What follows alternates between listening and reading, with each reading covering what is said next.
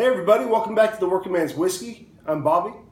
Guys, during my last review, I think I told you that I wanted to do something a little bit different for my next review, or one of my next reviews. I wanted to do a little bit of a challenge review, and I thought no better way to get that started than I'll just get right to it, guys. We're going to go Jim Beam Black today, double aged, the 8-year-old. They still sell this at a couple of the stores, I should say, here next to my house, and you can find it here and there at different places I go. They still carry the double-aged 8-year-old Jim Beam, and we're gonna put it up against Jim Beam Black Extra Aged. So the new stuff they're putting on the shelf in place of it, that they've replaced it with. So we're gonna see. I'm tired of these. I'm tired of these whiskeys. Good whiskeys taking their stuff off the shelf and replacing quality with quantity. Just less age, more gallonage, everything else. I know it's good for business for them, but I see these two on the shelf marked for the same price, and there's something wrong there, guys. This is 8 years old. This is about 6 years old. So, we're going to see today how much of a difference that makes. Elijah Craig does it now. They had the 12-year. Now it's, I don't know what it is now, but it's not 12 years anymore. I actually haven't had Elijah Craig since they took the age statement off the bottle. And I thought we'd get started with this. I love Jim Beam products, I really do. So it's upsetting, as a whiskey fan when, these companies decide to go with what's best for business instead of what's best for the consumer. And as a consumer, I love the double-aged 8-year-old version of this whiskey. So we're gonna pour the double-aged here into my normal glass. That's a good pour right there. Don't want to pour too much, guys. I mean, it is a work night. So pour this other one here, the extra aged, into this glass. All right. So, see what we got here, guys. So again, 8 years, 6 years. So let's start with the double age, guys.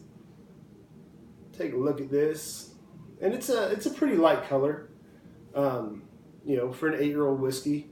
I mean, you can't always tell by color, but it's not a light amber. I'm going to call it light plus, or maybe medium amber, but I'm going to call it light plus. I'll put it next to this one, and color wise, guys, it's close to the same. It's not too much of a difference there color wise. Jim Beam claims that the stuff tastes the same in the bottles here. I'll be the judge of that. So give it a nose. This is the 8-year here. And on the nose, guys, the 8-year, you get a lot of vanilla. You get the classic Jim Beam. I get a peanutty type nose and taste with Jim Beam, but you get that peanutty type scent to it. Definitely some grain, maybe a little bit of corn, but with Jim Beam, you get some oaty type hay notes. That's kind of a signature of Jim Beam products. But I get some good spice here, guys. I get some a little bit of baking spice. You get a little bit of clove, a little bit of cinnamon. It has a really nice smell to it. Let's take a taste.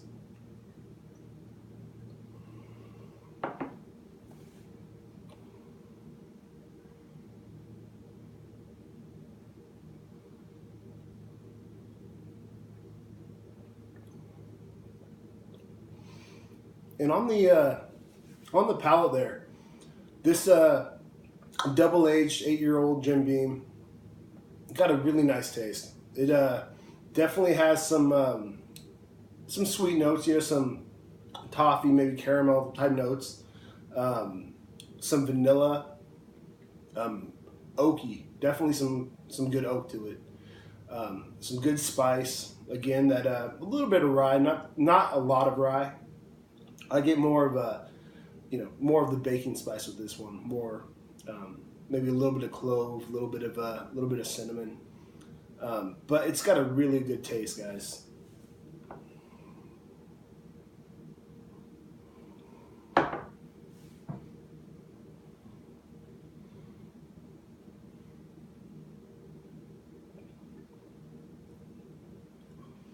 Just a really well-rounded bourbon. Both of these were, as I said, the same price, same store, same price, both on the shelf for I believe it was like $23.99. So yeah, right around 25 bucks. And we'll taste the Jim Beam Extra Age in a minute, but I just don't know how you can take years off and put the same price on the label there. So anyway, this one, Jim Beam Double Aged, 8-year-old, just really good bourbon. You can definitely taste the difference between, say, this and the Jim Beam White, which, the base Jim Beam, which is 4 years old. Just a lot more character. This one's actually, both of these, I should say, are they haven't changed the proofing at all, even when they went to the Extra Age. This is 43% ABV, 86 proof. Same with the Extra Age. But let's actually, let me get a sip of water first. Kind of cleanse the palate a little bit, and then we'll try the other one out.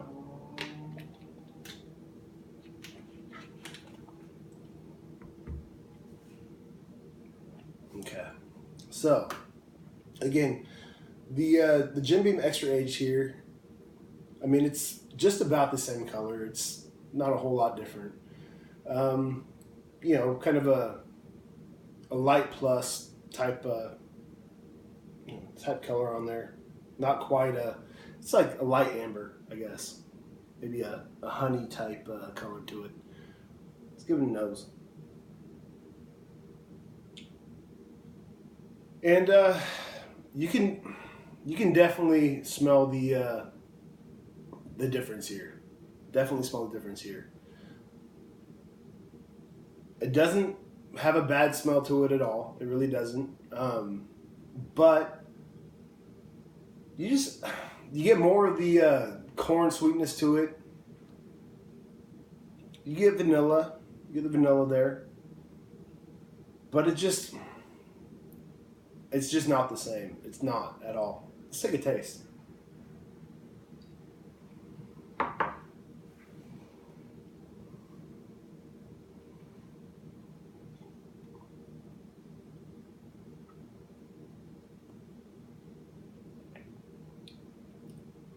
Okay, guys. This is not a bad whiskey at all.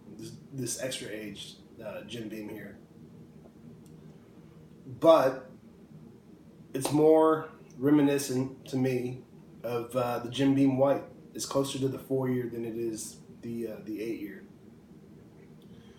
You get more of the grain in there. Definitely, the double aged here was more, more spice, more like brown sugar in there. Had a good brown sugar type note to it. Just toffee. It had more of a toffee / brown sugar sweetness to it, and this has more of a corny type sweetness to it. Corn and maybe a little toffee in there too, but definitely more corn and more grain, more peanutty, peanut brittle type hay note in there. That hay note. You can count on Jim Beam for that. Which I like. I find that very pleasant. But it's not the same. I mean, this double aged here, just a lot more character, and it's shoot, this is the same price. I feel like going down to that store and buying the remaining bottles of the double aged.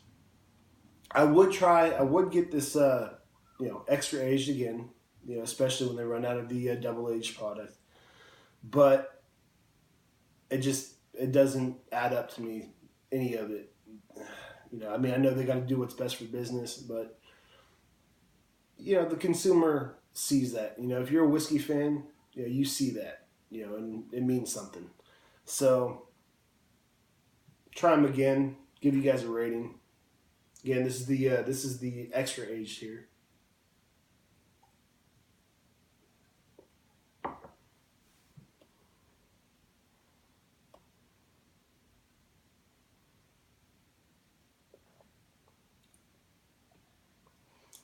And it's good. It's not bad, but it's not great. I give the extra age here.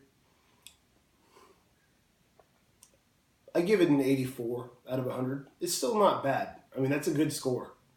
It's not bad. Let's cleanse the palate a little bit here.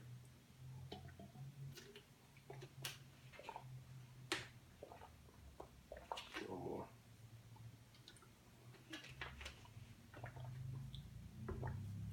All right, let's kill this double aged.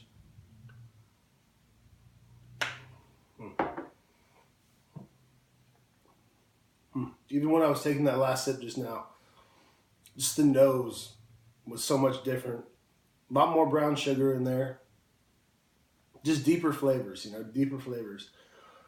I'm going to give the Jim Beam Black Double Aged, I think it deserves, I'm going to give it an 88 out of 100. So, not a huge difference there as far as rating goes. I really like the double aged. I don't think it quite hits that 90 rating. 88, 89 I think is a good score. This one here, the extra aged is 84, right around there. Right around the mid 80s. Definitely a difference. I would recommend both of these though. Especially if you can't find the double aged, the extra aged is the next best thing. I do actually, as far as Jim Beam products go, around here you can find the Knob Creek bourbon or rye, both of them for right around this same price, about 24, 25 bucks. If you can find that, it's 100 proof. I would go for that. To me, that's a steal of a deal. As far as this Jim Beam line goes. But between these two, definitely go with the with the double aged. Extra aged stands fine on its own, so if you want to try that, you won't be sorry. Especially if you're a fan of Jim Beam products. So that's it for this one, guys. Thanks for hanging with me, and while I'm trying something new, I'm going to be back and forth going, between new whiskey reviews and maybe doing some more challenge reviews. Like your feedback, if you guys don't mind. Tell me if you like this review.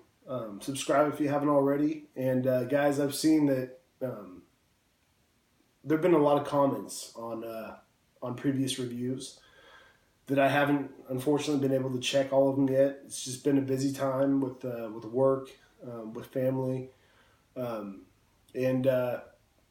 I will get to all your comments, and I will respond to each and every one of you. I promise. I don't know when, but soon. Maybe this weekend. This weekend looks to be a little bit lighter than previous weekends have been. So anyway, I hope to get back on this soon, and not sure what I'm gonna review next. But if you guys have any ideas, let me know, and I'll keep my eyes open as well. And that's it for this one, guys. Hope you're all doing well, and until next time, cheers.